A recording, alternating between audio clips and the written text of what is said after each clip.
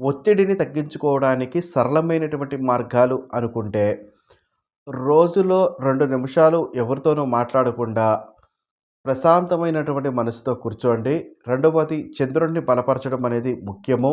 సోమవారం రోజున శివునికి ఒక దీపం వెలిగించండి. మూడవది మీకు ఉన్నటువంటి బాధను మీ భర్తకు ఖచ్చితంగా తెలియచేయండి. ఆ బాధను మీరు ఎప్పుడైతే బయటికి చెప్తారో మీకు మనసు ప్రశాంతంగా ఉండి ఒత్తిడి లేనటువంటి జీవితం ఉండడానికి అవకాశం ఉంటుంది. ఒత్తిడి ఎక్కువగా నడుస్తుంది మరి ఏంటి అని అడిగేవారికి ఒత్తిడి అనేది జీవితంలో ఆగదు.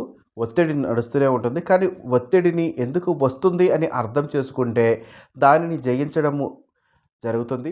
జ్యోతిష్య శాస్త్రం ఇలా చెబుతుంది. స్త్రీ మనసు బలంగా ఉంటే ఆ కుటుంబాన్ని బలంగా నడిపిస్తుంది. మీరు బలంగా ఉన్నారంటే ఇల్లు కూడా బలంగా ఉంటుందని అర్థం చేసుకోండి. ఇంటిలో స్త్రీ యొక్క పాత్ర ముఖ్యమైనది. అది పురుషులు కూడా గమనించాలి. ఇంటిలో స్త్రీ ఉంది అంటే ఆ స్త్రీ మనకి ఎంతగానో ముఖ్యము. ఆమె చేస్తున్నటువంటి పనిలో పదో వంతు కూడా మనం చేయలేమన్నది ప్రతి ఒక్క పురుషులు గుర్తుంచుకోవాలి. కాబట్టి స్త్రీ శక్తిని ఎప్పుడు కూడా తక్కువ అంచనా ఎయ్యొద్దు. శుభం.